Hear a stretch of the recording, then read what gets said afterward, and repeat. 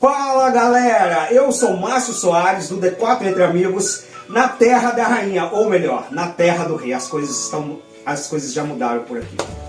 Hoje nós vamos bater um papo muito bacana com o Fran, um homem trans, brasileiro, mas italiano, a sua descendência é italiana. E a gente vai contar um pouquinho sobre a história dele, de como que é ser um homem trans na Inglaterra, como que é o processo, e vamos falar também sobre a cirurgia bariátrica que ele fez na Turquia. Mas, antes de começarmos esse bate-papo, roda a vinheta! Fala galera! Oi, eu sou o Lucas. Eu sou o Rafa. Eu sou o Márcio. Eu sou o Márcio Soares. Eu sou o Márcio Henrique. E juntos somos os D4 Entre Amigos!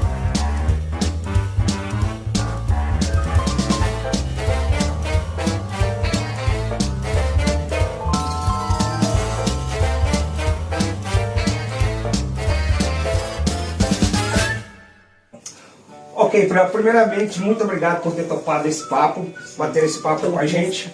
Eu quero saber um pouquinho, conta pra gente sobre você, sobre quanto tempo você mora na Inglaterra, o que tem sido pra você, sobre todo o seu processo, até você começar, ou quando começou a sua transição. Fala pra gente. O meu processo, na verdade, Márcio, é assim, olha, que eu me entendo trans desde que eu nasci, antes não tinha uma nomenclatura para isso. E eu venho para a Inglaterra meio que fugido realmente por ser assim, por ser trans, por não me entender no mundo. E eu saio de uma família tradicional católica no Brasil e venho para a Inglaterra como imigrante já sabendo que eu era neto de italianos e tudo mais. E venho para a Inglaterra para poder tentar uma vida, na verdade tentar viver, porque lá eu vivi de mentiras. Porque lá meu pai e a minha mãe são pessoas muito, muito conservadoras. A minha mãe não fala comigo desde o dia que soube da minha transição. Há 4 anos eu não falo com a minha mãe, porque ela resolveu que eu não sou filho dela, por ser filho, não filha. Então foi um processo que começou bem lá atrás. Eu moro na Inglaterra há 16 anos. 16 anos. E hoje você está com quantos anos? Hoje tem 37. 37. Então você chegou aqui na Inglaterra? Com 21 anos. 21 anos. Então ia fazer 22. 22 anos. Então, para você, sim, a gente sempre sabe disso, que o processo de transição, às vezes as pessoas costumam achar que a pessoa acordou, eu vou virar gay, eu vou virar sapatão, eu decidi que eu vou transicionar. E não, a gente sabe que isso veio de outras vidas, isso veio desde pequeno, a gente já tem esse entendimento. Mas para você, vir para a Inglaterra também foi uma válvula de escape, para você conseguir se encontrar contigo mesmo. Foi uma fuga, na verdade. Com 18 anos eu me descubro numa depressão profunda, da onde eu tentei realmente tirar minha vida e eu falei nisso, graças a Deus. Hoje eu agradeço às entidades, ao ser superior que não deixou que acontecesse, mas... E aí com 19 anos o meu pai, vendo aquele desespero, aí eu fui fazer um tratamento. Cara, ele é um psicoterapeuta, então foi um tratamento com acupuntura, com ervas, com um monte de coisa que eu fiz. E aí eu me descubro que o meu problema era, assim, os meus pais. Eu lembro até hoje que ele olhou pra mim na última sessão e falou: vai ser feliz, você tem que se libertar. Enquanto você se sentir culpado, você vai ficar preso aqui e não vai ser feliz. Depois do fim desse tratamento, com 6 meses, eu viajo pra Europa. Eu venho embora com pouco dinheiro na mala, uma mala de 23 quilos e muitos sonhos. E não sabia falar nada. E vou pra Dublin, e de Dublin eu vim pra cá e fico 6 anos ilegal na Inglaterra. Mas porque eu tinha 21 anos, eu queria viver tudo que eu não vivi no Brasil, eu queria viver quando eu cheguei na Inglaterra. Então, todas as baladas gays que você imaginar eu conheço, tudo quanto é canto daí de Londres, né? Hoje a gente mora em Manchester, mas porque hoje eu sou casado, então eu tenho uma família e pra gente é melhor aqui no interior. Mas eu vivi 6 anos ilegal em Londres e vivi a vida doidada. E para você, nesse processo seu de transição, sim, como que foi para você eu pergunto de uma forma física, emocional, porque você não teve o apoio da sua família, e a gente sabe que isso é muito difícil, você lutar uma batalha sem o apoio da sua base. E como que foi para você vir para a Inglaterra e ter passar por essas mudanças emocionais e físicas? Bom, no começo eu achei que eu ia pirar mesmo, porque eu era uma pessoa super popular no Brasil. E quando eu venho pra Inglaterra, eu sou mais uma multidão. E uma multidão que fala um monte de línguas diferentes e que... Mano, a última coisa que as pessoas falavam em Londres era o inglês. E, tipo, isso meio que me assustou. Só que assim, até os meus 29 anos, eu não sabia que tinha um nome pro que eu era. Eu sabia que eu me sentia menino, tanto que várias vezes na minha infância eu dormia chorando, pedindo a Deus para acordar de manhã e ele ou fazer eu entender que eu era uma mulher, ou ele fazer nascer um órgão masculino em mim. Era o meu desejo. Todos os dias da minha vida que eu me lembro, de criança, de jovem, adolescente, era orando para Deus para isso. E me culpando porque eu era o errado. E aí com 29 anos, a minha avó interna, com 100 anos, e foi aonde eu descobri o amor foi através dessa avó, a avó materna. Ela interna, ela tinha 99 anos e eu decidi voltar pro Brasil para cuidar dela nesse último ano. A gente sabia que, tipo, seriam os últimos meses dela. Então eu volto pro Brasil. E quando eu chego no Brasil, eu descubro que a transição, o ser trans no Brasil, era muito mais do que aqui. Eu nunca tinha visto aqui. Eu fui conhecer no Brasil com 29 anos. Falei, caraca, tem um nome pro que eu sou, pro que eu sinto. E foi aí, eu tive que esperar o processo da minha avó. A minha avó falece um ano depois que eu tô no Brasil. E eu encontro a minha esposa atual. E foi com ela que a gente foi pesquisar, que a gente foi atrás e tudo mais. Eu sei todo o processo aqui da Inglaterra, porque eu tenho amigos aqui trans. Mas quando eu chego a descobrir sobre o processo trans, eu tô com quase 160 quilos. E eu já estou, além de preso num corpo feminino, eu também estou preso dentro de uma redoma de gordura. Então pra mim foi um processo muito difícil. E até eu conseguir fazer a minha cirurgia foram anos de batalha, muitos anos de batalha. Mas me diz uma coisa, você disse que, pelo que você diz, então no Brasil a questão da transexualidade, a gente pode dizer que ela está mais à frente do que a Inglaterra? No quesito de informação, eu digo, de informação. Eu não sei se é porque, como imigrante, você tem que trabalhar muito. Todo mundo acha que você chega aqui e é só diversão. Não é. Você trabalha muito, então eu não tinha tempo para televisão. Eu não tinha tempo para nada. Apesar das baladas que eu ia, era balada à noite, no final de semana. Ninguém passa jornal na balada à noite. Então eu não tinha esse conhecimento, realmente eu não tinha esse conhecimento. Quando eu chego no Brasil, aí já tinha sobre os ambulatórios, sobre a transição. Eu fui em algumas reuniões na UFES, né, porque eu sou do Espírito Santo, algumas reuniões das pessoas trans e tudo mais. Lá eu me entendi, aí eu fui atrás de procurar, de saber as coisas. Aí quando eu volto para a Inglaterra, eu conheço um amigo que já começou a transição dele com 55 anos. E aí ele me explicou todo como é o processo aqui. E é um processo super simples. Você vai no DP, que é como se fosse o nosso postinho de saúde no Brasil. Você comunica para o seu médico e ele vai te passar. E aí você tem tudo pelo governo. Você tem os hormônios pelo governo, você tem a troca de nome pelo governo, tudo. O governo te ajuda em tudo. Só que eu não me sentia pronto nem para tomar o hormônio e nem para mexer com os meus papéis, sendo que eu não me sentia realmente dentro do meu corpo. Eu precisava saber quem era o Fran. Eu precisava desse processo todo que começa eu me descobrindo e sabendo que eu tenho um nome, sabendo o que é, para mim conseguir emagrecer, porque muito da minha obesidade foi dita, porque eu digo, foi porque profissionais, eu gastei muito dinheiro com psicólogos e profissionais para entender que eu não precisava ser obeso, porque a comida para mim sempre foi uma fuga. Porque eu escutei a vida toda minha mãe falar que homem não gosta de mulher gorda. Então aí era uma mentira a menos que eu precisava contar pra eles. Era simplesmente engordar que ninguém ia me querer. E eu vivi nisso durante 25 anos. E o processo de acompanhamento pelo governo é um processo gratuito? Você tem um acompanhamento psicológico? Como que é? É gratuito, você tem direito a tudo. Você tem o psicológico, você tem os hormônios, você vai lá na farmácia certinho, uma vez por mês e faz tudo. Você tem o processo jurídico, que eles ajudam, tem até sites, tudo. Os exames são feitos de 3 em 3 meses, todos os exames de saúde, porque o hormônio é bem agressivo, então você tem que ter esse controle total. Você tem direito até à academia, tudo. O NHS disponibiliza tudo. Cara, que legal. E ainda cirurgias, o meu amigo tá na fila, é que ele é muito apressado. Não é muito apressado, porque quando você começa a transição com 55 anos, você quer viver tudo pra ontem. Então ele começou a transição, com 1 ano ele já tava com barba, e ele falou, vou pro Brasil e vou fazer a cirurgia, e aí fez a retirada dos seios, e hoje ele tá feliz com ele, com o corpo dele do jeito que tá. Mas o NHS até isso disponibiliza, a cirurgia. Bacana.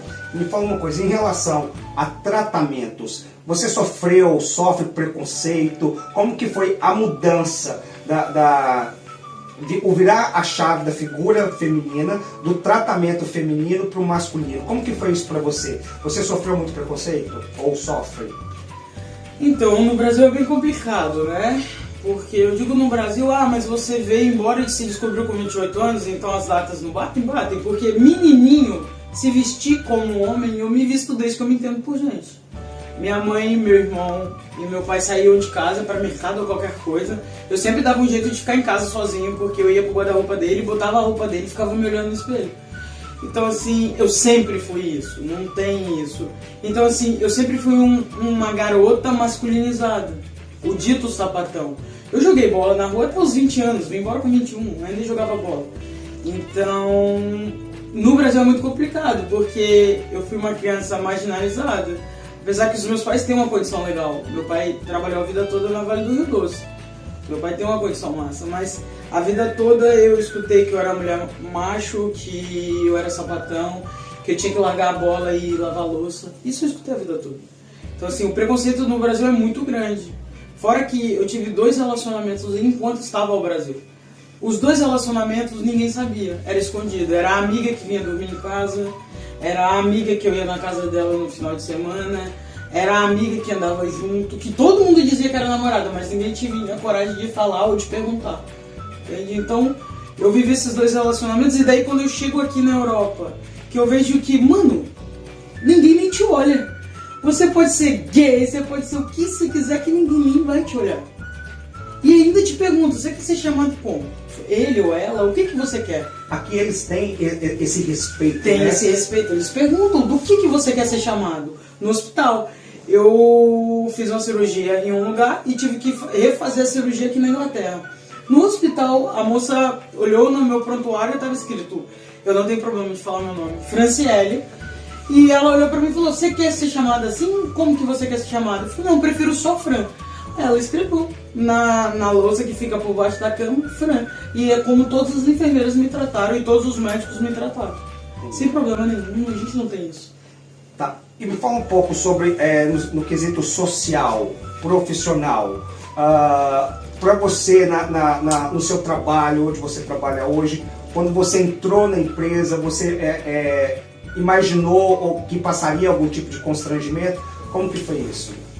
É que eu lido muito bem com os 2 lados, tanto o lado masculino como com as pessoas femininas. Eu lido muito bem, eu entro e saio nos 2 ambientes tranquilo mesmo. Acho que é mais por causa do respeito que você tem com as pessoas. Então assim, eu trabalho hoje na L'Oréal há 2 anos, quase 1 ano e pouco eu trabalho na L'Oréal, e é uma empresa ainda que você sente alguns traços de preconceito, não é de preconceito, de botar cada um no seu quadrado. Por exemplo, todo homem, o crachá vem numa fita azul e toda mulher numa fita vermelha. E é dividido, feminino e masculino lá dentro. Isso ainda me incomoda, porque antes da L'Oréal eu trabalhava na Amazon. E o banheiro da Amazon é unissex. Ele tem todos os símbolos junto e é um banheiro para todo mundo. Claro, é um banheiro separado, não é aquele que você entra e tem as gaiolinhas, não. Mas tem os banheiros pra gente que é trans. Então, isso me incomoda ainda na L'Oréal. Mas pra mim, eu nunca faço uma questão, tipo, é uma questão. Não é. Até porque as pessoas lá dentro se respeitam e me respeitam muito. como ele. Então pra mim tá tranquilo. Então é o Fran que usa o banheiro feminino, mas não dá nada. Uma das coisas boas é poder usar o banheiro feminino.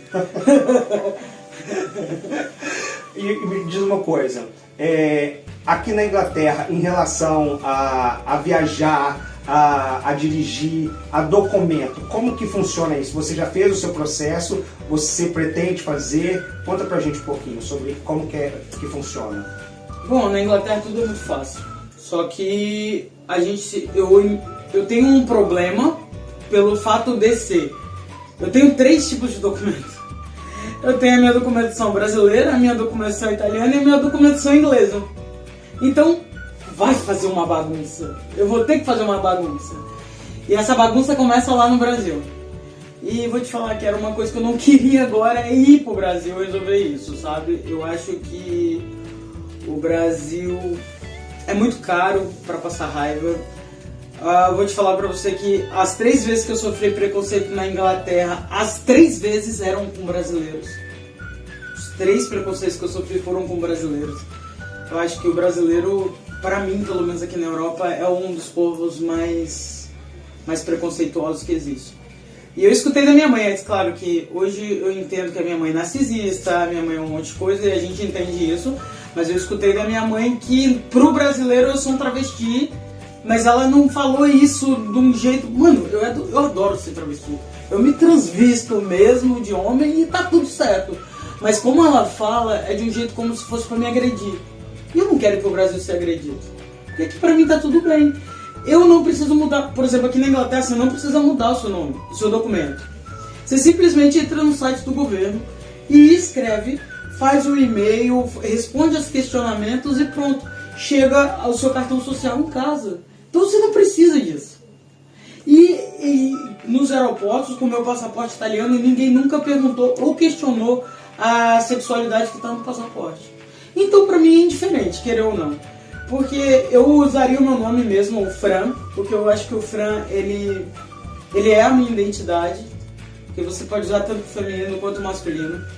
Apesar de eu me reconhecer o tempo inteiro como um homem trans, eu sou um homem trans, eu vivo esse papel na sociedade em relação a tudo, a minha família, em relação à sociedade, mas pra mim não faz diferença. Hoje meu maior sonho é somente retirar os seios. E não é uma questão assim, eu tenho que tirar os seios pra ser feliz, ou seios eu abomino. Não, eu convivi com eles há 37 anos. Eu convivi com a minha menstruação há 17 anos. Então pra mim, os dois não é um tabu. O problema é assim, ó. Tu olha uma camisa e fala, uma camisa foda. Mas aí quando chega, ela não foi feita pra ter 2 peitos dentro. E isso me incomoda. Então mas é por isso. Porque em relação ao meu corpo, a minha sexualidade, eu sou muito tranquilo em relação a isso. Eu já entendi. E...